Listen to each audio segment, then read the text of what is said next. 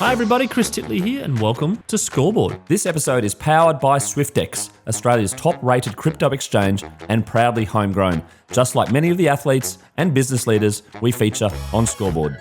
Alright, hi, it's Chris Titley here and on today's episode of Scoreboard I'm joined by, in person, Darcy Gardiner. Your first ever in-person interview podcast. It is, Apart from like a generic press conference, right? It is, yeah. It's something new for me, so thanks for having me on and I'm looking forward to it. Welcome. We're sitting here on the 13th of November at 10:15 in the morning.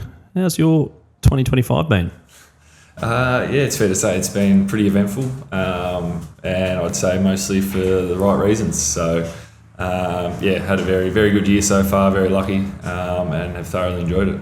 And mate, what have you been up to post celebrations and things like that? Obviously it keeps going and gets better with age, but the last few months? Yeah, so obviously, yeah, there's been a bit happening in the last few months for myself. Yeah, lucky to be a part of the Premiership team with the Brisbane Lions. Yeah, very big moment. Yeah.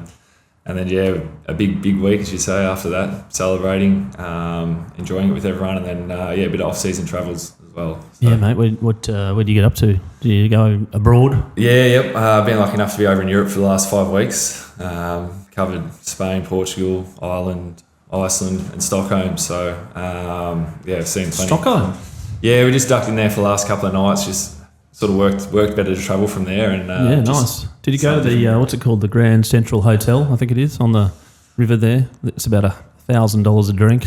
It did, but it wouldn't have gone in. Yeah. By the end of the trip, that wasn't an option, unfortunately. I think when we went there, we got some peanuts or something to kind of, just to make sure, we're here. Wow, there's people watch for a bit. And they're like, "Are you ordering anything?" I can't afford it. Sorry, No. But what was your favourite spot, mate? Yeah, it's a good question. I've been asked that a few times. I did love Ireland just because it's a beautiful countryside, scenery. We drove around and had a good mate, Connor McKenna's wedding teammate as well, wedding over there, which was great fun. And I think Iceland as well. That was just something different, pretty unique. Yeah, Northern Lights, as they say. Yeah, well, it's unfortunately we missed out. We're there for 4 nights and we had cloud coverage every night. And I think it's been going off every night since we've left. But one thing I was pleasantly surprised about Ireland about a decade ago when I travelled there was the food. Yeah. And I was like, wow, this is like, you think, oh, Ireland, the food. You're like, no, it was pretty world class when I was there. Yeah. I don't know about you. No, it was the same. Didn't venture too far. We were stuck to the pub feeds, but you get a good sized meal, nice and cosy and warm in there. And to be honest, mostly throughout a lot of the places in Europe, it was quite impressive. So yeah, mate. Looking back at 2025, a huge year. You've been part of the club for a long time now. What does it feel like, I suppose, from when you started at the club, and then those early years where you were 16th or 17th or wooden spoon, etc., and then behind the scenes, quietly building, and then to come to that moment, yeah, the feeling around where you've been and where you are now. Yeah, it's a pretty hard one to put into words. I have also been asked that a little bit, and I still think it's something that I'll come to terms with a bit more down the track. But it's a pretty good feeling. I've looked back, I tried to look back on it a few times, like you said, the journey that it's been. Quite slow going at the start, but I was also, it sort of goes both ways. I was lucky enough to be playing, I guess, as a young kid and getting the experience. There's a lot of guys, sort of, if you go to a good team, you might not get to be playing. So sort of worked both ways, probably a little bit for me. And then, flip to this sort of time in my career and to be part of a successful team and club and sort of see it through the whole way is definitely something pretty special to me. Yeah. I'm just, a bit of noise in the background. I'm just going to sort of recap that just for the listeners to give a bit of an insight. So 2014, your first year. Yep. Finished 15th. Yep. 2015, finished 17th. 2016, finished 17th. 2017, finished 18th as Spoon. 2018, finished 15th. 2019, finished second, eliminated in the finals. 2020, second, eliminated in the finals. 2021, fourth, eliminated in the finals. 2022, sixth, eliminated in the finals. 2023, second, GF loss. 2024 fifth win, 2025 third win. Yep. The turning point was around sort of 18, 19. Yep. The newish group, the new leadership group, the refresh. go back to that moment, what were you thinking then about all this sort of new players and new coaches, etc., and the thinking around, is this a 5-year play, 2-year play, 10-year play? What was the thinking then? It was obviously we had a fair bit of changeover. I think it was that start of that 2018 sort of year. It's when it sort of all started happening. I think that's when Fags. I think the first game at the Gabba as well, you played West Coast and may have won that, and they were the premiers the year before. I think something like that. What? Yeah. So it was sort of like I said, a lot of change in the club, but a lot of key figures sort of coming in and that have pretty much been there the whole time now. It was I think maybe my 4th or 5th year, and it was obviously a turnover, new head coach. So sort of it's like, okay, well, it's somewhat exciting to sort of see what could potentially happen. Plenty of experience coming in, like I said, new players as well that have had good experiences at other clubs. So it was, and there was still enough. Like I still had a pretty close group of friends that had been there as well, sticking together as well. So it was sort of good to have that there as well. To not be too worried or concerned, I guess, about the future. That you're sort of going to give it a crack together and slowly add in pieces along the way and mature and develop. As you said, the leadership come a long way. To be honest, there was like I said, we got Hodgie came in as a player as well for a couple of years there. Even Grant Birchall came in for a little bit there, just sort of adding little pieces in just to help. It sort of worked out the right way when they came in. We needed that sort of that guidance, leadership, and to know what they've gone through and how they got there and that sort of thing. So at that time it was just sort of exciting, I guess, and just refreshing, and just looking forward to sort of a new challenge. When you approach a season coming off the spoon or 16th or 17th, is there some sort of goal in mind as a collective group?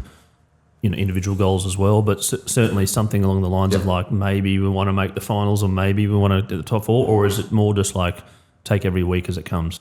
Yeah, no, there definitely is. It probably took me a little bit, like my first few years, like I said, I was just didn't really bother, like not in a selfish way, but didn't bother me too much where I was sort of finishing, because I was just new into the system. I was playing sport I always wanted to play, and I was playing every week. Obviously, I wasn't a competitor, so I wasn't happy about the results, don't get me wrong. That was definitely flattening at times and made you question, is it the right place to be? Do you want to be here, sort of thing? But we sort of, you're probably not really looking at too much of a win-loss sort of area early on in your, that new period, because it's pretty unrealistic to think you can just sort of, flick the switch and go from bottom to top that quickly. So more just breaking down probably key statistics that we think will turn us into a good team, and things that we know are top 4 or top 8 key areas you've got to be good at. So I think we just focus on those categories pretty much week to week. You reassess it probably halfway through the year, see how you're going in those areas. You see improvement, guys get confidence, and you keep building. And then your results, you might not lose by as much. You see those margins start to come down. You get a couple of wins here and there. You steal a couple. And it just sort of slowly builds off that. But it's probably not like I said, the win-loss. It's just building in those key areas. And people talk about trust in the process and belief, etc. But when things aren't going your way, how do you question the process? Do you question things, and your brain goes to weird places and goes, well, we're on a path to maybe nowhere? Yeah, definitely. I think we were pretty lucky. Like I'm sort of probably talking now more from that 2018 onwards when Fags got there. He was very good at, and he still is, and has had to be over the years with how we've been. He's not painting the wrong picture. He's providing us with the facts of where we actually sit in, like I said, all those statistics and categories. Like I said, we weren't probably getting the results. But now, you could look back and it's easy to say that it was, the right way to do it. It's very easy to look back, but it's very hard to win premierships, right? Yeah, it is, yeah. And like you said, at the time when things aren't going right, you definitely do. There's chatter and talk. Is this right? Is that right? Wrong? But I think because we've been such an open group in terms of giving, taking feedback, not just between the players, coaches as well, I think that's helped in that area in making everyone still believe that sort of what we were doing was the right path. And like I said, you could see it just slowly building. You had to be very patient, but I think that was important. Are you a patient person? It depends who you ask. Not if you ask my wife, but no, sometimes. Sometimes, yeah. when you're still being able to, like I said, still lucky enough to be able to be playing and just enjoying it. That's the main thing. Yeah, you talked about feedback there. I mean, feedback must be pretty brutal in some instances and very personal, maybe sort of personal from someone that you trust or know as a friend or a captain or a leader or a coach, etc. How did you go with feedback? Yeah, probably not great early on. More so from coaches. I think I was pretty good with that and respected them and understood they're trying to get you better. I was probably more on field at times. You can, like I said, I'm pretty competitive, and it doesn't. The good thing about it being on field is it doesn't continue off field. It's just it happens in the heat of the moment. Whether it be training or games, probably early on was a bit hot-headed. You hot-headed? Yeah, or the maybe people around you? No, myself. Yeah, oh, right. Yeah. A lot of us are. That's what sort of a lot of athletes and your are. Feedback delivery is quite brutal then, potentially. It probably maybe just early when I was younger, it was just more just immature a little bit and just thinking they're not just my way's the right way, that sort of thing. Not bad, but yeah, you just look back and I've been able to learn over time, since we've had more leadership programs implemented at the club, been a part of that sort of stuff, how you do, just ways to deal with it, especially over the last 7 or 8 years. And I've seen myself change a lot on and off field in terms of not even leadership, or responding to feedback, even umpiring decisions, how the game's going, how your head space is when things aren't going your way, have certainly changed a lot. I'd imagine if you're down at half time or three-quarter time, which you've relentlessly been and come back, and it's been a wonderful thing to watch, but the views around what to do and do this and do that, and somebody goes, no, I wouldn't do that. How do you kind of understand and train your brain to say we need a collective decision, and or as a back unit we need a collective decision, and or something where we're all in agreement? I guess you just have to work together. You don't really have a choice out there. Otherwise, if you don't choose to go down that path, it's only going to go one way and it's not going to improve. So it's something, like I said, you look at, it's not all about stats and all that sort of stuff, but we have our key points as a backline group that we look at and monitor throughout the game to make sure, okay, we're not doing this well, we're doing that well. You might come in at half time and you can see, okay, this thing's, whatever it is just not going well. But the rest of the game's taking care of itself. So if we can sharpen up and tidy in that area, we know that things will sort of flip in a way. And I think that just gives you confidence. You just know, okay, I've got to just focus on this for a little bit. And then you see that start to happen when you go back out there and you have that confidence and you repeat it another week, another time, and feels it. As an individual player, knowing your role within the team, but then also knowing your role within the back unit and also your own individual skill levels. I ask this quite a lot to the athletes. How do you balance your role, your skills, your team, everything to kind of make it work, because it has worked? Yeah. Like I said, depending on what position you play, you go out there. Most guys go out there with a pretty, I'd say, simple but strong focus on what they need to do, their strengths and weaknesses. And just try and focus on them. For me, I just try and keep it pretty simple. Generally, if I'm playing in the back line, it's sort of, I try and negate my guys, sort of my job, and then help out where I can, to let Harris and or whoever it may be come across to intercept a bit more. So that's us sort of working together and playing to our strengths and weaknesses.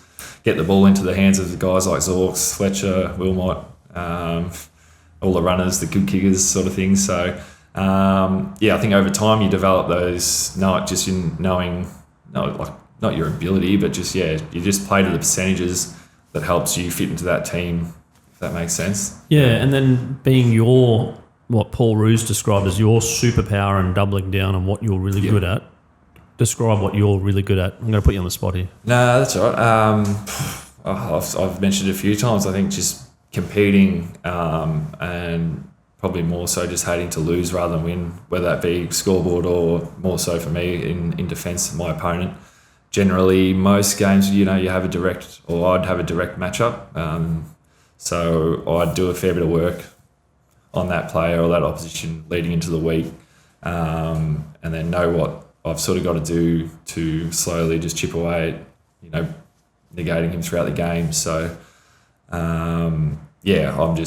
that's sort of, I focus on that stuff pretty hard each week, try and take care of that. If I take care of that, then the rest. What happens if you're preparing all week to mark someone, Jeremy Cameron or something, and then all of a sudden, game day, some other player that you've never marked before? What happens then in your head? No, it's like, you obviously focus on him, but you've got a good understanding of the rest of the opposition. You're going to be some rookie that's taking his spot for the first time because he's rolled his ankle in the warm up, and you're like, oh, all right, I wasn't preparing for that. No, we're you're pretty agile. We've got, like I said, a good understanding of our opposition. We do a line meeting as well and talk about each guy. At the club, put up an oppo board and have strengths and weaknesses of each player for that opposition. So if you, like you said, if there's someone that comes in, like, geez, I don't know, these fresh legs, like, just pretty excited to be playing, early on in their career or whatever, and you got to mark them. You can go back to that stuff, have a bit of a look and be like, okay, these are his things that he's going to help him be a good player in that game. So you try and take that away from him. Throughout your career, who have you loved, or the challenge of? I'm not saying best. I'm saying who would you like thrive on to mark? I got to play a couple of times. I wouldn't say I loved getting the nod to play on him, but it was. Well, you're a competitive bloke. I did, but I was shitting myself at the time. I'm not going to lie. It's sort of like a Buddy Franklin. Played him a couple of times. Obviously, Jeremy Cameron a fair few times. Even getting like a bit of a different matchup, like a Dustin Martin against Richmond at the G when he's one out in the square. It can be pretty scary and intimidating. But like you said, because you love looking forward to those things, it's a good feeling when you sort of can go against them and test yourself out and hopefully somewhat neutralise it. Yeah, you actually used the word neutralise there. I also heard you use the word nullify. Yeah, it's a pretty cool word. Where'd you come with that one from? I don't know, actually. I surprise myself sometimes, to be honest. Some things just pop in my head. So we've got neutralise, we've got nullify. How else would you describe, like, a good old-fashioned thrashing of an opponent?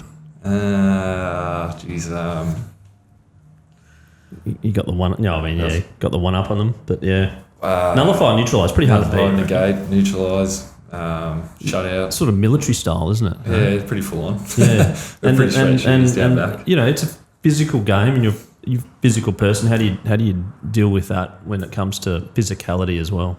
Yep. Yeah, I've sort of never been, I guess, in terms of much of an issue for me. I've always sort of liked and enjoyed the physical side. It has come obviously with challenges and issues throughout my career, as everyone. It's not always smooth sailing due to that nature, that side of the game. So, I've had to probably respect my body a fair bit more the last few years as I've gotten older. Then you could sort of just bounce around as a young guy and nothing too much to phase you. You go week to week, no worries. But had to put a bit more time and effort probably into that area. Do you ever go back to the moment of the ACL and you think about it, and you think about where that time, that feeling, and now where you are now?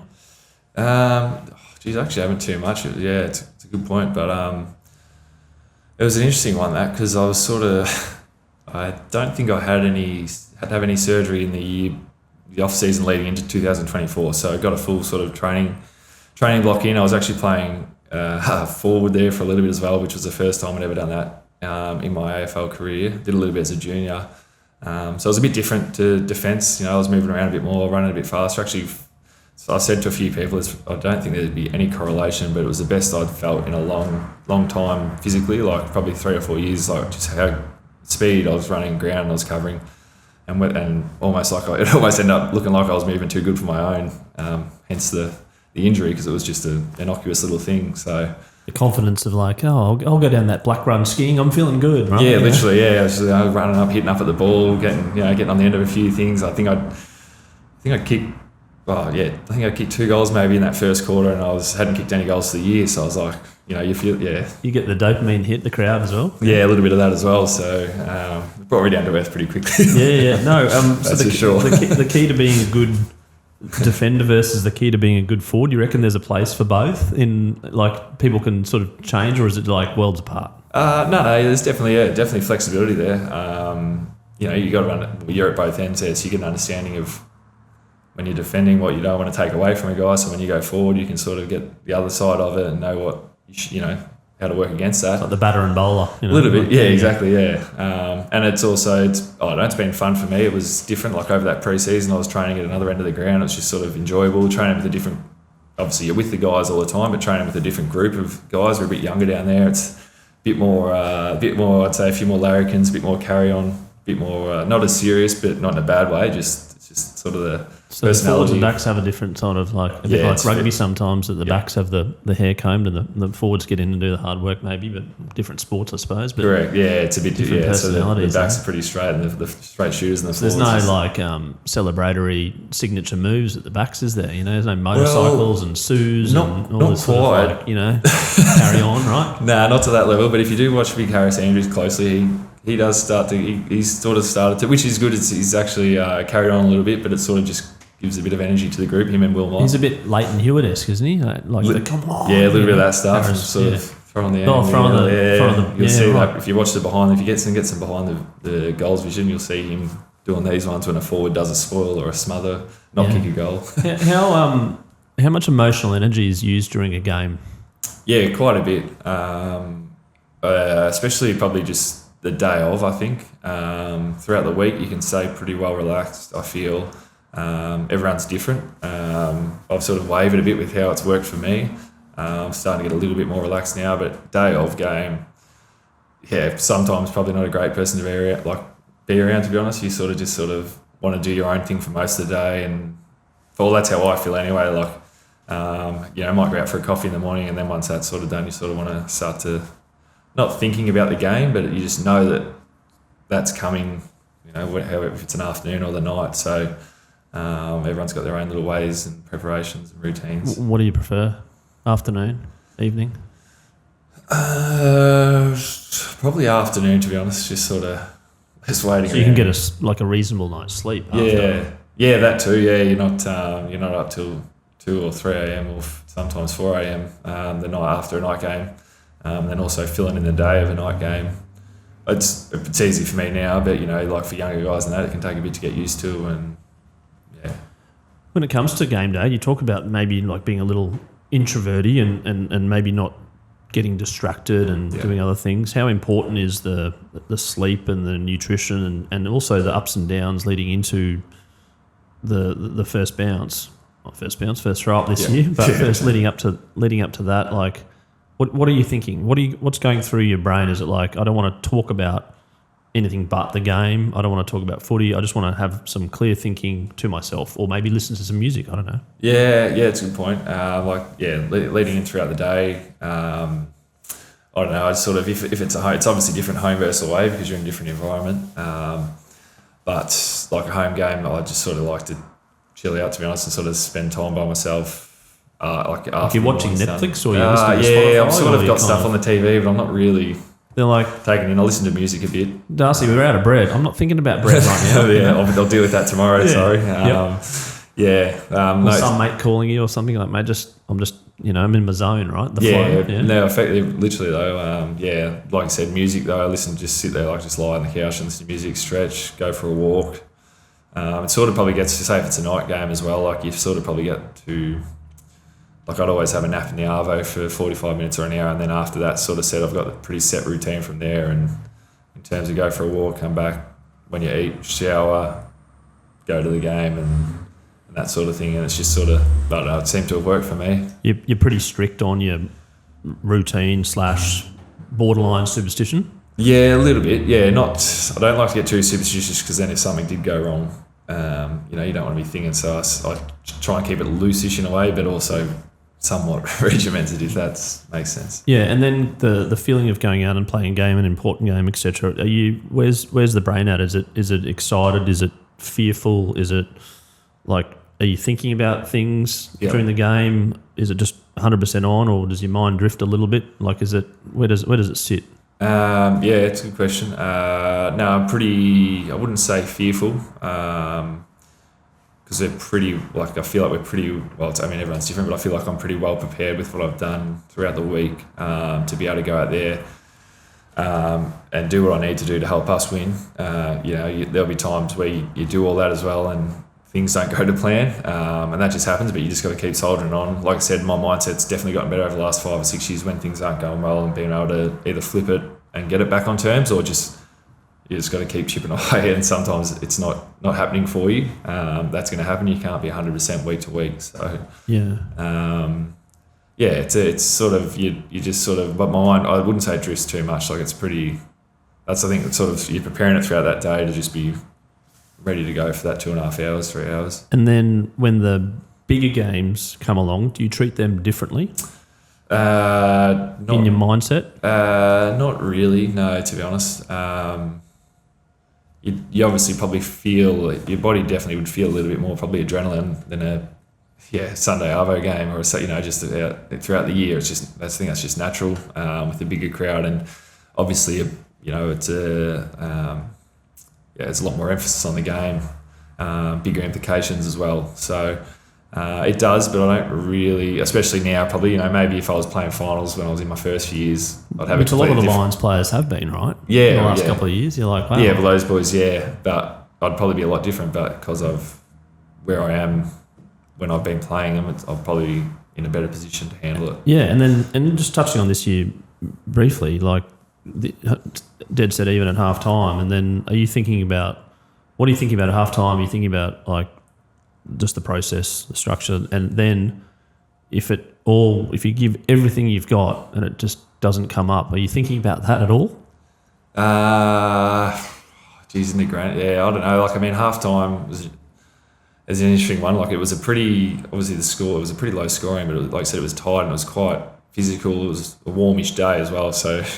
Well, to be honest, wasn't a lot of thinking going on. You're just getting in there, everyone's taking their breath, just trying to think. Okay, well, we've been playing pretty well. I think we can still got. And we looking at how we had been going, we sort of knew we had areas to improve, and the scores are still even. So you're like, okay, that's a bonus. So I think that gives guys. As opposed to like we've given everything and there's we've not much left. Yeah, we didn't feel like that was the case for us. So that was, I think.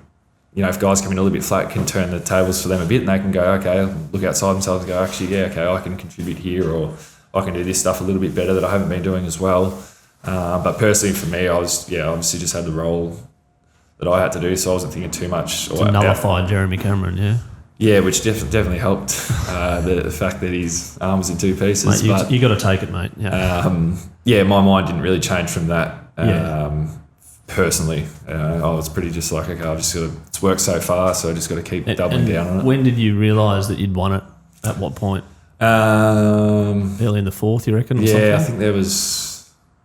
I didn't want to go too early because I just didn't. Because of what's happened in the past. And just being the grand final, but I reckon there was someone kicked it might have been Huey's goal. He kicked a set shot sort of from an angle. It was probably one before then, but I think that was the one where I don't think I celebrated any of the goals until that one. Yeah, I was sort of just wanted to. And there might have been 7 or 8 minutes, I don't know, on the clock. Yeah. But that period of enjoyment then, lapping it up. Yeah, definitely. It was an interesting period because it sort of felt like that was a period where, like you said, you felt like you'd won the game. So when the siren went, it was still exciting, but it was sort of like, you were just waiting, and then it went, and you're like, fuck, I'd sort of already celebrated all that. God, you can't F-bomb on my podcast. Beep. No, you can do that. Or just put the E on. Mate, one of the greatest moments, potentially, in your life. So you can swear as much as you want. So it was an interesting way that it all played out. Yeah, because prior to that in 23, it came down to millimetres, right? Yeah, had no idea how long was left or what was. Well, obviously knew there wasn't long left, but you're just playing it out. The ball was live. And could barely hear the siren when it went that year. So and then just touching on that, there's a lot of press reported around you watching that game after, or pretty much the painfulness of that. Yeah. How important was that? Do you think, or a moment like that to relive exactly what you went through to then kind of have that drive? Yeah, very. I think it was pretty. That was good and pretty important. I think that we knocked it on the head pretty early.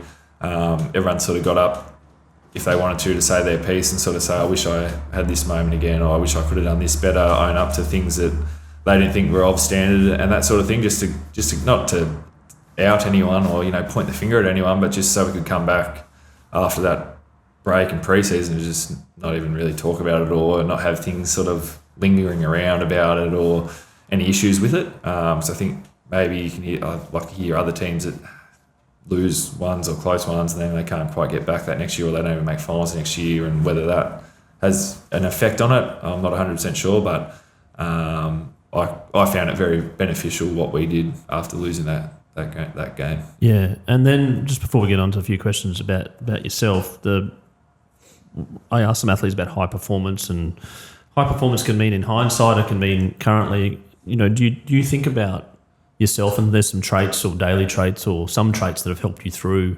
those moments, the loss of the final, the injuries, etc., where you're comfortable with yourself or there's something that you do to kind of keep going and getting the best out of yourself? I guess being able to, you can put a lot of trust in the team around you in terms of whoever it is at the time, physios, the rehab staff, all that, surgeons and that, and probably after having a few setbacks and being able to bounce back and actually come back and play at that level and a capable level, not just getting back out there and not really feeling like you're up to it, has given confidence that the things that I'm doing and the things that they're making me do and implementing is working and will work each time there is a thing that happens or a setback. So I don't get too worried or bogged down if something isn't going to plan, just because I've seen, I can look back at a lot of things that have happened to me and others and know that there is a way out forward, and it's not just all doom and gloom, if that makes sense. Yeah, has your perspective changed a little bit on life as you get a little bit older? Yeah, a little bit, yeah. Definitely, I've definitely been very, I've had a few things, but I can't say I've been very lucky, very, very lucky with the career I've had so far and hopefully what's to come. I only have to look at other teammates that I'm close with, and it doesn't, have to go too far to have a bit of perspective in life and even travelling and that and seeing how things go around the world. I think it's just also about, it's nothing instrumental here, but just I've found myself enjoying things and not probably taking things as serious as my career's gotten older. Can weigh you down a bit, I think, through the middle part of your career, or my career anyway, when you're sort of meant to be at your peak and that sort of things aren't going to plan. You can probably overemphasize things or look into things too much. And the last few years or last year or two, I've been able to just pretty much flip that on its head and not really care about things that you don't need to care about. Yeah, much, yeah. The fun element, it's a question I ask quite a bit. Yeah. You mustn't be having that much fun when you do your ACL, but then you're back into things. Do you connect with fun every now and then, or try to? Yeah, I'm quite. I try to. I've had to. It's probably not as natural for me. Training on the field wise, off the field, different. Enjoy yourself a bit more. Pretty easy to have fun off the field with your mates, right? Yeah, exactly. But on the field, it's sort of it's helped though. Obviously, like I said, having Harris down there, he is older, but carries on a bit in a good way, brings the energy, even like Darcy Wilmot, those younger guys, Kai Lohman, Logues down forward, the injection of that energy and youth and just sort of seeing how they go about it and it works for them probably rubs off on us older guys a little bit, and you can start to be like, okay, it's not as, serious. There's a time to be serious, don't get me wrong, but you can still have fun and do the right thing. You can still do the right things whilst you're having fun. It doesn't have to be just, head down, don't smile, don't laugh, that sort of thing. So, what do you do for fun outside of footy? So a lot of us as footballers got a lot of spare time, so try and have a hit of the golf ball, surfing, got a dog at home. Surfing, was a lot more into it as I was a bit younger and first up here. It's been a bit harder as I've gotten older, just driving down and injuries, getting stiff in the car, that sort of stuff. People, young ones, like, who's that old man? Yeah, literally, did out of my way. Travelling, got a chocolate lab at home, a dog, wife Sophie and that, so enjoy spending time with them. Yeah, go for a dog walk. Go for a walk every day, a couple of times a day with him, so not too far though, he's nice. Not the most athletic thing. Now, we do have a sponsor, or a couple of sponsors on Scoreboard. One is SwiftX, which is also a Brisbane Lions major sponsor, which is great to have you on the show. And SwiftX, Australia's most trusted cryptocurrency exchange with over 1.2 million users in Australia and New Zealand, and they've got a new little campaign called Where Can Crypto Take You? And as part of their sponsorship, we run a little segment called The Bucket List, and it's a sporting event live that you'd love to attend as a spectator. Darcy Gardiner. Yes, for me, would probably be the NFL Super Bowl, I reckon. Right. Yeah. Anywhere? Like no particular stadium or teams? No. If I can just get there once, that would be enough. And what would you do? Would you do the big tailgating party? Like experience it. Would love to do the whole lunchtime thing. onwards. Yeah. I think it's a 4 o'clock or 3 o'clock afternoon. Yeah, early start, and a long game. 9 o'clock, and just embrace it. I reckon you got to go over and do it the way they do it. You follow your sports outside of footy? Do you follow the NBA or the NFL? I follow NFL. Probably the closest sport outside of footy. There's a fair few of us at the club that do that. Bit of fantasy as well. Oh yeah, I'm in the NBA fantasy at the moment, having a reasonable start, which is good. No Positive. injuries. Yeah, Injuries come thick and helps. fast. Well, I've got Trey Young from Atlanta. He's not going very well. But the fantasy. So there's actually an NFL game coming to Melbourne next year as well. There is a regular season game they're playing, maybe. Yeah. And I was sort of heard the mayor speak the other day about they want to have the world's biggest tailgating party at the MCG. Yeah, right. Yeah. So that'll be fun. Now, also your all-time favourite sporting moment, and I preface this has been a big year for you personally, but not including yourself. Yep. A bit off. Well, not off topic, but yeah, as a youngster, like I said, grew up down the coast and loved surfing. So for me, looked up to Taj Burrow and Mick Fanning. So when Mick Fanning won his world titles in, I think, the first one 07, 09 and 13, that was pretty cool and something I enjoyed as a youngster. Yeah, no, for sure. And became very famous for his investment in a beer company too. Yeah, he did, yeah. Bolter. Wish he got me on that, even though I don't know him, but that would have been nice. Yeah, that's right. Maybe the next one, yeah. Captain Sensible is a beer that I enjoy sometimes every now and then. Big shout out to Bolter. Yeah, absolutely. It's good beer. Delicious. And it's good mid-strength, so you can drink responsibly, everyone. The other thing I was asked about is your scoreboard moment. Of course, the scoreboard. Who could forget the scoreboard moment? The scoreboard moment is a moment in your life. It's very visual. It's like a Kodak moment, almost like a sliding door sometimes as well. That you can recall, and from that life changed. I was trying to think outside of the box, but not related to footy. But I reckon at the end of my first year, I sort of, like I said, I played every game or most games as a youngster and didn't quite come back in great shape that second year, and obviously not doing that followed a couple of injuries, and then ever since then, I've still had injuries, but it hasn't been to the fact that I haven't done what I've been needing to do as a professional athlete. And after that year, that was definitely a turning point. And I think while I've been lucky enough to be involved and still playing the game for as long as I have. And Darcy, we also have another sponsor in PocketSmith. PocketSmith is the personal finance app for the household CFO, the one keeping the budget in check, paying the bills and kicking goals. Over 80,000 Aussies use PocketSmith to track their spending, see their net worth and plan ahead. Darcy, I'm curious, are you the CFO of your household and do you budget? Loosely. I wouldn't say. I'd say it's also a 50-50 between who the CFO is, but loosely have been keen to dive into it probably a little bit deeper, especially as I'm getting towards the end ish of my career. So, are you thinking crypto, shares, property, Netflix subscriptions?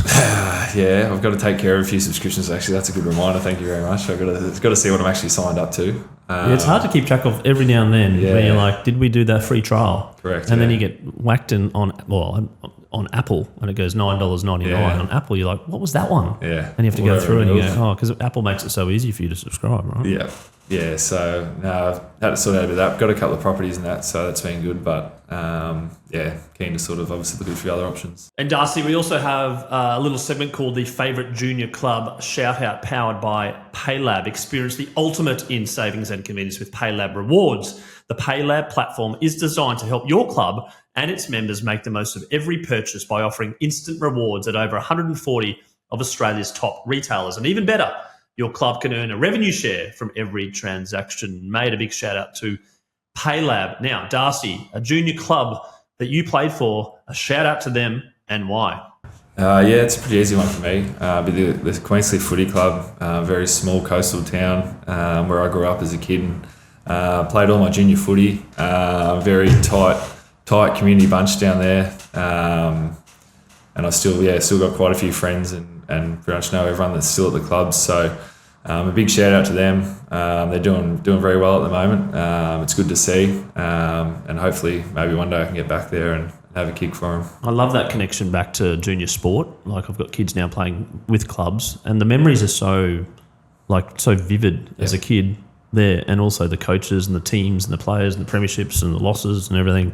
But then as you have grown older to become the master of your trade in playing professional AFL, it's great to go back and connect with that.